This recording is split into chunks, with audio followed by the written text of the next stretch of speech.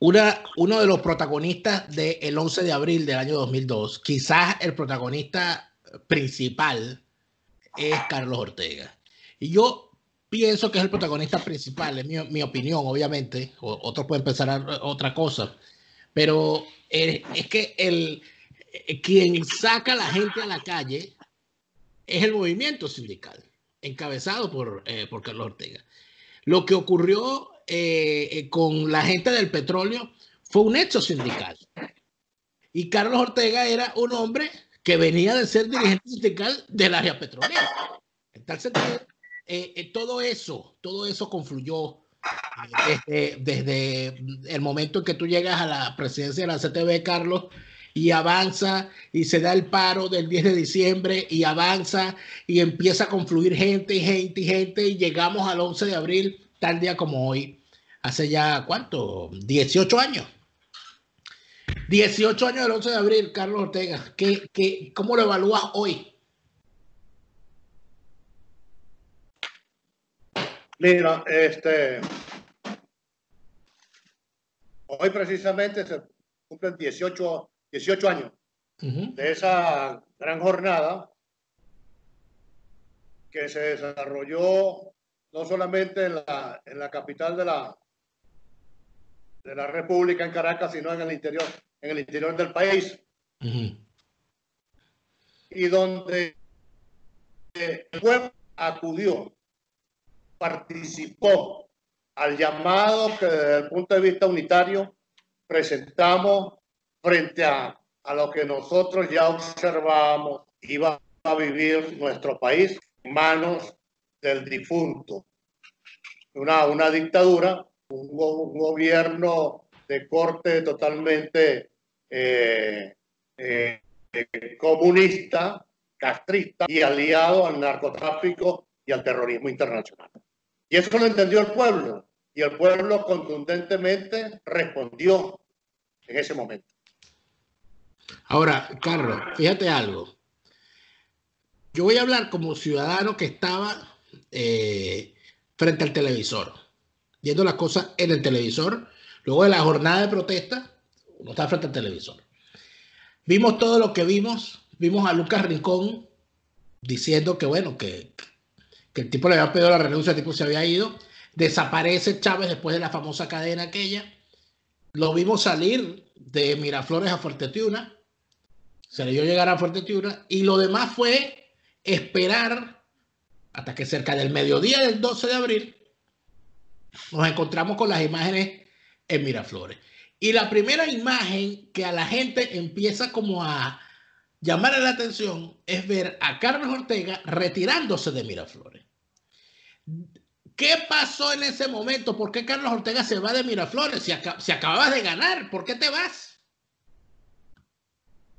Indudablemente que el pueblo ganó.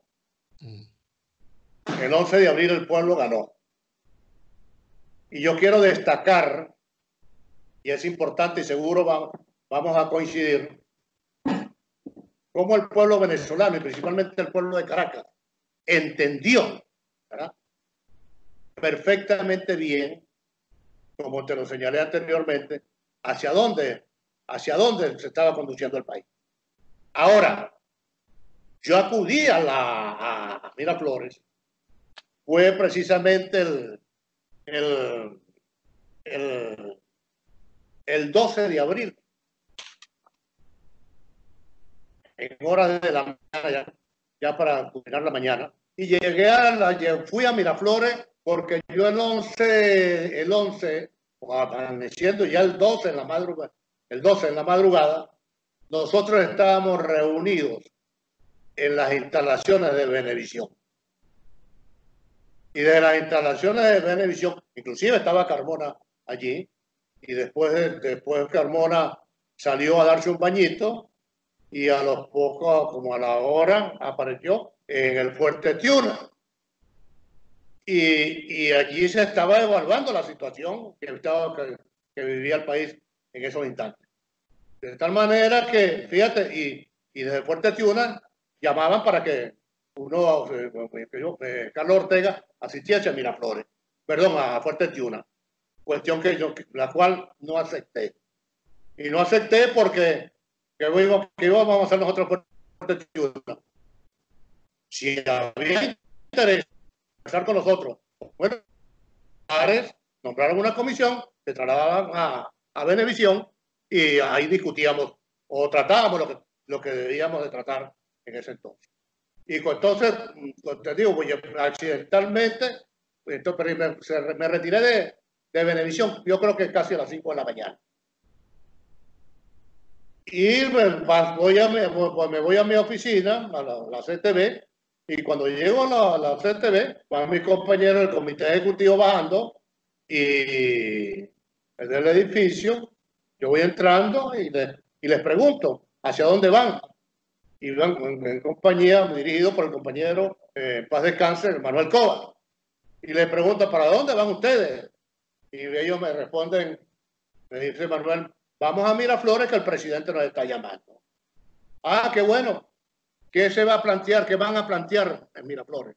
No, vamos a escuchar. No. Esto no es así. Vamos, atrás todo el mundo, para atrás todo el mundo. Y me voy, me lo llevo, vamos todos a la oficina, nos reunimos y evaluamos la situación y llevamos dos casos muy concretos a Carmona. Uno, solicitarle que nosotros como movimiento sindical o como CTV vamos a mantener nuestra agenda laboral. O sea, los mismos planteamientos, los mismos reclamos que se le estaban formulando al difunto Chávez. Y por otro lado, el otro punto era, el otro punto consistió en que los fallecidos o los heridos, ¿verdad?, que fueron masacrados, vilmente asesinados por órdenes precisas del asesino Hugo Rafael Chávez Frías, porque él es el que ordena que masacren a ese pueblo el 11 de abril. Definitivamente es así. Ahí tiene el caso de Puente Llaguno. ¿Te acuerdas de Malandros? Que por cierto, uno de Richard Peñalver y que está asilado o refugiado en España. Es una vergüenza para los españoles tener un criminal como Richard Peñalver asilado o refugiado en España. Ahora, Carlos, bueno, tú detectas... Entonces, que a eso... Entonces, escúchame, tú llegas a la CTV, permíteme, tú llegas a la CTV y te das cuenta que viene el comité ejecutivo de la CTV saliendo de la CTV a Miraflores porque los habían llamado. Y tú los paras y dices que, bueno, que lo que va a plantearle al gobierno la CTV es lo mismo que venían planteando, que son las reivindicaciones para los trabajadores. Prácticamente igual, así es. Y te vas a Miraflores con ellos. Lo único que se incorpora allí es que los fallecidos y los heridos, ¿verdad?, producto de la emboscada que fueron objeto por los criminales estos del chavismo, bueno, que fuesen atendidos en clínicas realmente privadas y los costos que ocasionase la intervención o la permanencia de ellos en la clínica fuese cubierto por el Estado venezolano. Eso fue todo. Eso fue lo que se planteó. Y a mí me pidieron, me solicitaron que se iba a ir a la juramentación al siguiente día. ¿Ok? Y yo le dije al propio presidente, le dije a Carmona, le dije, no, yo no vengo a ninguna juramentación. Yo me voy a mi casa. Yo me voy a mi casa porque tengo a mi mamá, en paz descanse, muy preocupada por lo que está pasando y por mí, porque no me ha visto, pues. Y ella quiere verme. Entonces me fui, me trasladé a Punto Fijo concretamente. Ahora, eso fue, y le dije, al salir de la reunión, le dije a los compañeros del comité ejecutivo, espérenme para que vamos a hablar.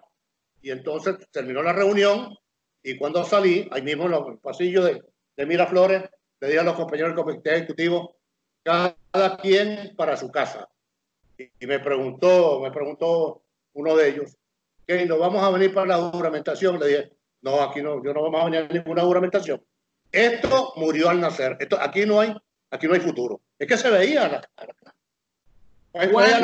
¿Cuándo vio Carlos Ortega que no había futuro? Vuelvo atrás, voy a retroceder la película. tú estabas, termina el asunto, o sea, la manifestación, todo aquello, y termina en una reunión en Venevisión. ¿Por qué en Venevisión?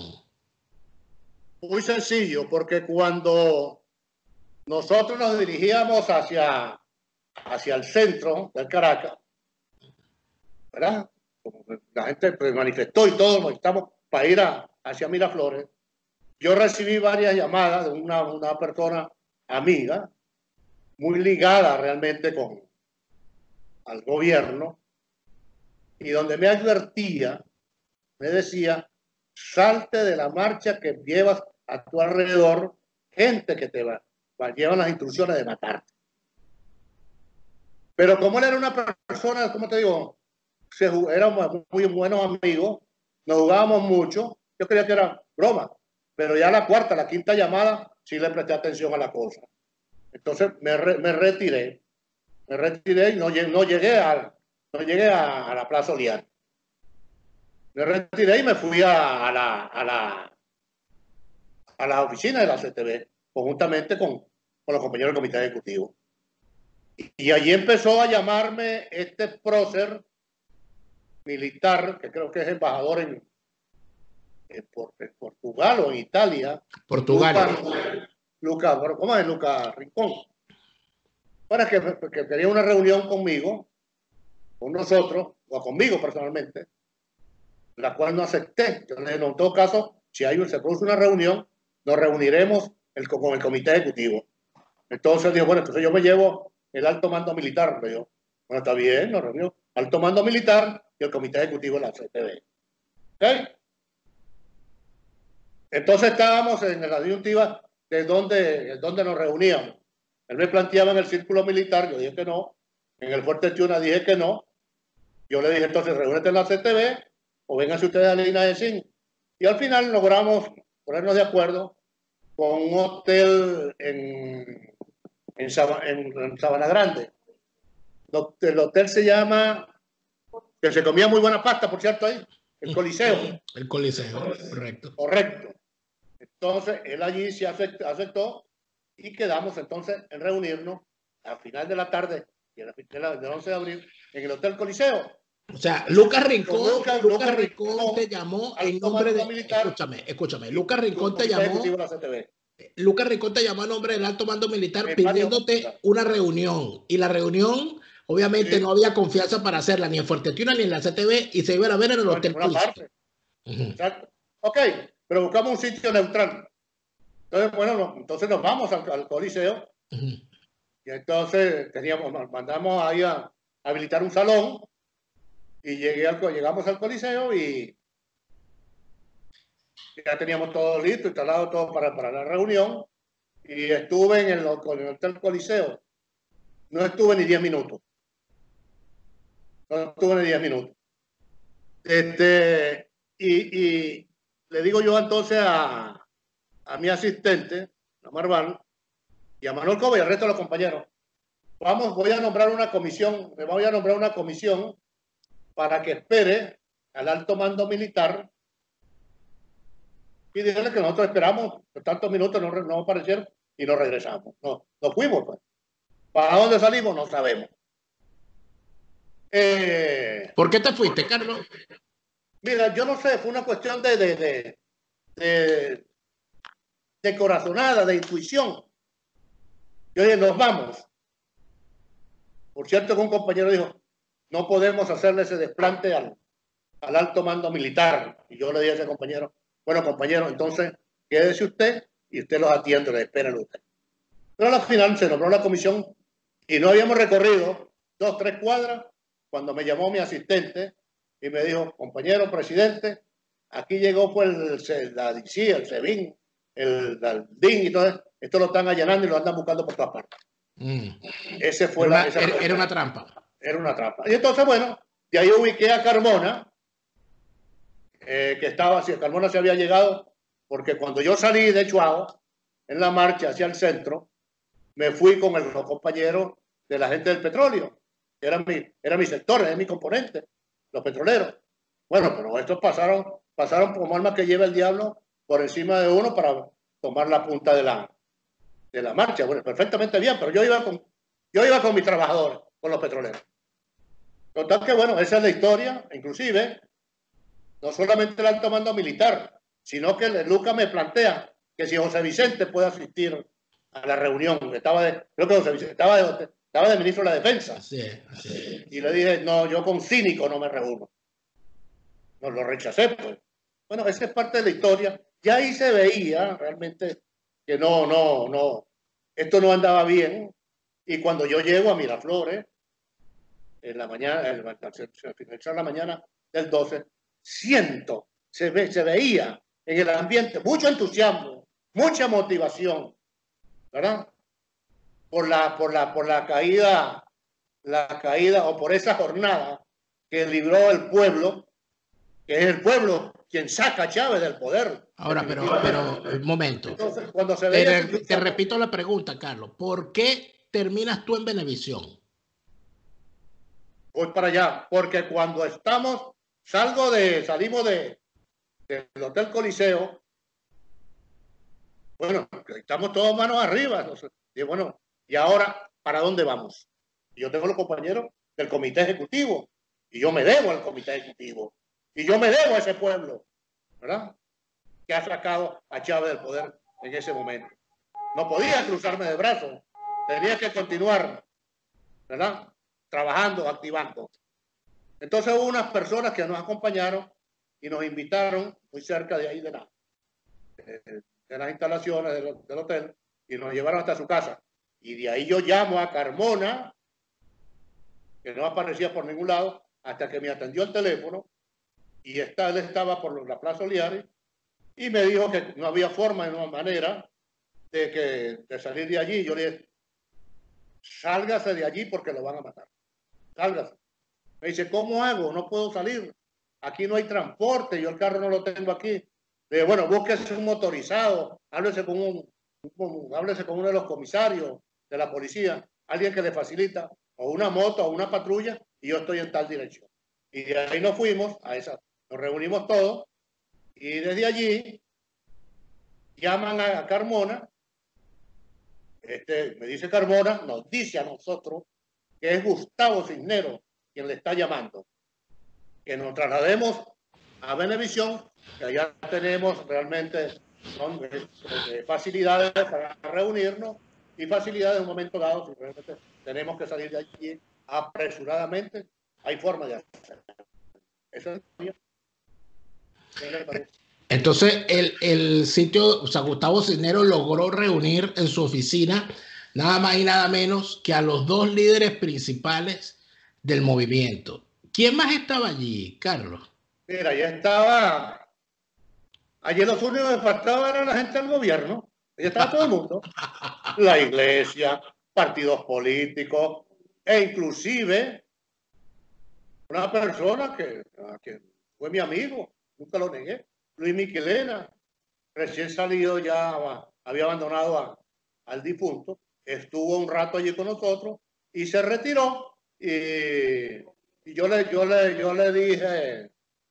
a él, le llamé, y bueno, ¿por qué te retiras? Me dice, pues hermano, me retiro porque es que me veían como gallina que mira sal. Claro, O sea, obviamente. claro, Pero ahora, indudablemente. fíjate algo. Ahora, La gran pregunta de esta conversación, Carlos, que nosotros hemos hablado varias veces y sobre el 11 de abril hay, por supuesto, muchísimas cosas, pero hay muchísima gente que después de que ocurre todo el 11 de abril, el 13 de abril, el regreso de Chávez, etcétera, se plantea lo siguiente, dice, ¿qué hubiese pasado si en vez de nombrarse a Carmona presidente se hubiese nombrado a Carlos Ortega? En algún momento a Carlos Ortega le dijeron, el presidente tiene que ser usted. sí, no lo voy a negar. No lo voy a negar porque vamos a llamarla, en las conversaciones, días antes del 11 de abril, unas 2 semanas antes, diría yo, se tocó ese tema, el punto, de que era inminente ya la caída, la salida de Chávez. Chávez no tenía escapatoria. Chávez estaba contra la cuerda, contra la pared. Y ahí se demostró, el 11 de abril se demostró. Esa grandiosa, esa marcha que nos...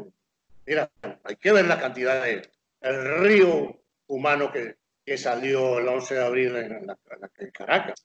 Así es. Entonces, frente a ello, se planteó de que un proceso de transición o una junta de gobierno fuese encabezada por mi persona. Yo no la acepté. Yo dije que no. Que si algo había tenido, mantuvo y había tenido la CTV conjuntamente con Fede Cámara y que fuimos fuertemente, severamente criticados, fue esa alianza circunstancial que la sellamos en la Quinta La Esmeralda. No sé si te acuerdas, pero tú estabas muy joven. Me acuerdo. Ajá. Me acuerdo. En la Ya, Quinta La andaba, Esmeralda. ya yo andaba ¿Por qué lo echando hicimos? vaina. Ajá. ¿Por qué lo hicimos? Porque es que el espacio político lo había tomado el difunto para sí, solito, cabalgaba solo, porque lamentablemente el sector político o los políticos, una vez que Chávez asume el poder o gana las elecciones, le pusieron las manos en la cabeza y no encontraban qué hacer, no encontraban por dónde coger. De hecho, algunos de ellos se fueron a vivir al exterior desde ese entonces, ¿ok? Así es, así es. Entonces yo le dije, yo manifesté allí, mira, ni Carmona, ni Carlos Ortega no tenemos nada que hacer. Pero, ok. Si esa Entonces, condición se da. ajá. El planteamiento era que o Carlos Ortega o Pedro Carmona Estanga fuesen presidentes de una transición. Carlos Ortega, siendo fiel al pacto, dijo que no, pero Carmona Estanga dijo que sí. Voy para allá, voy para allá. Entonces fíjate lo siguiente, yo la rechacé. Es más, yo he dicho, lo dije en aquel entonces y lo sostengo y lo mantengo, que ni Carmona ni Carlos Ortega no tienen nada que buscar allí. Que una vez, si esto de concretarse, la caída de Chávez, Carmona se iría a su fe de cámara a hacer el trabajo que le corresponde como presidente de la central y Carlos Ortega a la presidencia de la CTV como presidente de la CTV. Más nada. Y los partidos políticos que asumiesen el rol que le corresponde de hacer política. Eso fue lo que se planteó allí. ¿Cuándo te diste tu cuenta? O sea, si ustedes estaban en Venevisión, y entonces, obviamente, Carlos Ortega no va a aceptar la presidencia, Pedro Carmona tampoco va a aceptar la presidencia, porque ese era el pacto, y empiezan a barajarse nombres. Ahí se han dicho varios nombres de gente, que se habló de militares, que se habló de civiles, que hubo gente que se planteó y era vetado por determinado sector, que se nombraba a alguien y la iglesia lo vetaba, que se nombraba a otro y lo vetaban los chavistas, y al final entonces no hubo nunca acuerdo. Y Pedro Carmona se va, dice que está muy cansado y de repente aparece declarando desde Fuerte Tiuna, aceptando. Eso como cayó allí, entre los que estaban en Venevisión, cuando ven a Carmona hablando desde Fuerte Tiuna. Bueno, yo creo, a mí particularmente, para mí fue una sorpresa. Yo no puedo negar eso. Fue una sorpresa y yo creo que para la mayoría de los que estábamos allí, incluyendo, para nombrarte uno, Rafael Poleo. Rafael Poleo estaba allí porque cuando Carmona se retira de Venevisión, de las instalaciones de Venevisión, yo lo emplazo inmediatamente. Y él me dice, voy a darme un bañito, porque estoy muy sudado. Yo le dije, mira, si vas a darte tu bañito, te regresa, porque la situación que estamos viviendo, que atraviesa el país en estos momentos, amerita ya una respuesta contundente sobre la situación. Sí, yo regreso. Y Carmona, Rafael Poleo, acompaña a Carmona hasta la puerta del ascensor. De regreso a Poleo y en voz alta me pregunta delante de todo el mundo, Carlos, ¿dónde vive Carmona? Digo, él vive aquí en Cebucán. ¿Y qué va a hacer el forfixo? ¿Y qué voy a saber yo? O sea, el bañito se lo fue a echar, se lo fue a dar supuestamente el forfixo. Eso fue lo que dijo Poleo. Y al rato, al poco rato, apareció por allá, apareció en Fuerte Tiuna, pues. Sin bañarse. Entonces, desde Fuerte Tiuna me llamaban a mí para que me fuera al Fuerte Tiuna. ¿Qué iba a hacer yo a Fuerte Tiuna? Si ellos quieren hablar, si el componente militar, el sector militar, quiere hablar con los civiles, bueno, te repito, nombren una comisión, trasládense a las instalaciones de Venevisión y hablen con la representación de la sociedad civil que estaba allí. Carlos, esta corta conversación que quería tener contigo hoy 11 de abril, porque no podemos permitir que el 11 de abril se olvide, que sería un gran error de los civiles permitir que lo que ocurrió el 11 de abril se le olvide a la gente. Además de eso, estamos en plena cuarentena, en una situación en la que la gente también está buscando respuestas sobre el país que nos quitaron y sobre el país que nos tocará construir después que todo esto termine.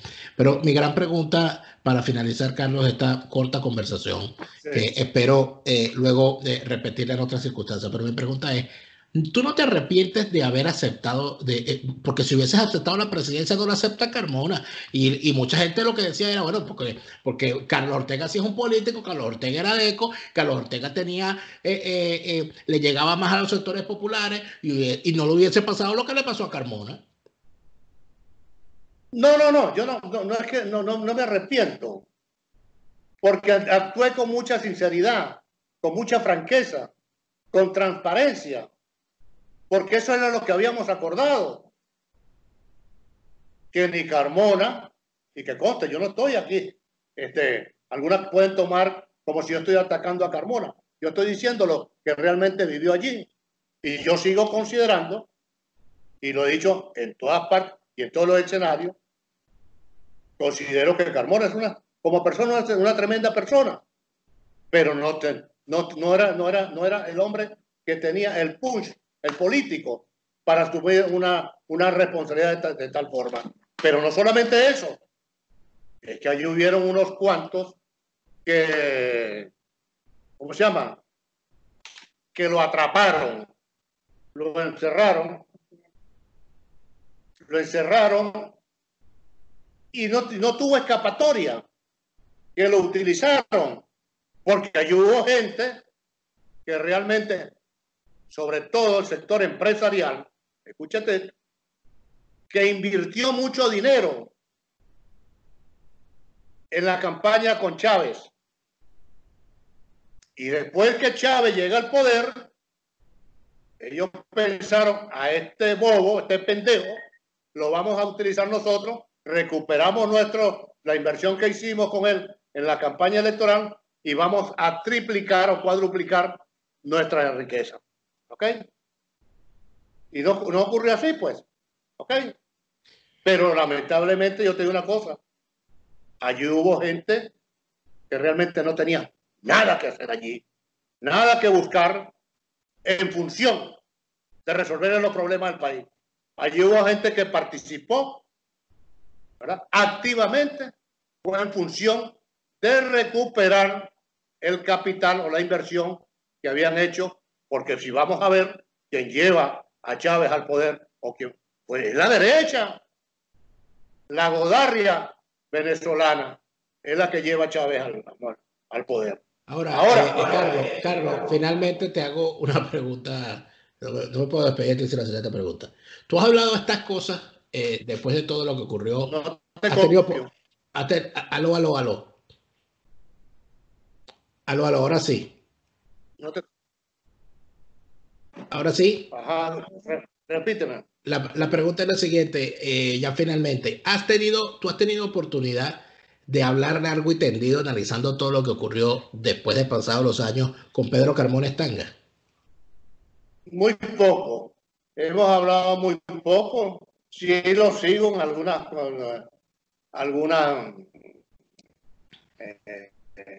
artículos que escribe por allí o algunas declaraciones que también suministra. La última, por cierto, que le escuché, donde él responsabiliza de toda esta situación, de no salir airoso en esta jornada, en esta cruzada, a los militares. Pero te puedo decirlo, insisto en ello, Carmona no era la persona realmente para tomar la rienda, porque ahí había que actuar con mucha autoridad, con mucha independencia, con mucha autonomía, y no dejarse cercar, ¿verdad?, por esta cuerda de caimanes que inmediatamente se le colocan alrededor, que van buscando no para ayudar a ese pueblo, sino para beneficio personal. Esa es la realidad que vivimos. Ahora, lo que sí te puedo decir es lo siguiente: el 11 de abril es una jornada, fue un día glorioso para el pueblo venezolano, para el pueblo de Caracas principalmente, para la democracia en el mundo. Y fue una jornada donde participó un bloque unitario, verdaderamente unitario, hermano. Porque yo le voy a decir lo siguiente: eso no era un club de partidos políticos, lo que llamaron, y en la muy criticada Coordinadora Democrática. No, señor. Es cierto, habían partidos políticos, pero allí estaban los medios de comunicación, allí estaban los académicos, allí estaban los estudiantes, allí estaban los desempleados, allí estaba el sector económico, allí estaba el sector laboral, y cáete para atrás, habían casi 100 ONG participaban, y se hacían grandes debates de 4, 6, 8, 10 horas, y al final, a la conclusión que se llegase allí por mayoría, se tomaba, y esa era la línea a seguir. Por eso, la sociedad civil, nosotros conjuntamente con la sociedad civil, llevamos y enrumbamos a este pueblo, al pueblo de Venezuela, a ese objetivo, frente a esta gran desgracia que está viviendo Venezuela desde el 2002 hasta la presente fecha. Así es. Porque ahí yo sigo sosteniendo lo siguiente: lamentablemente, dolorosamente y tristemente, en Venezuela, en nuestro país, hubo o existió una verdadera oposición hasta el 11 de abril del 2002, porque no se justifica de ninguna manera, y a pesar de la diferencia abismal entre un 11 de abril del 2002 a un 11 de abril del 2020, la situación que teníamos en aquel entonces y la que vivimos ahorita, que es imperdonable, que hemos permitido, ¿verdad?, que el país no tenga alimentos, no tenga medicina, no tenga gasolina, bueno, un desastre, que acabaron con el aparato productivo y que jamás quisieron entender. Así es. Yo creo que sí lo entendieron, pero que había una sociedad de cómplices, porque la renta petrolera dio para todo. Y esa renta petrolera fue la que le permitió al difunto llevar al país a donde él quería, a donde él le dijo a los venezolanos y le dijo a la comunidad internacional que él conduciría a Venezuela al mar de la felicidad. Y ahí está, mis queridos hermanos, compatriotas venezolanos. Allí está el legado de Chávez. Ese es el gran legado de Chávez que le dejó a Venezuela.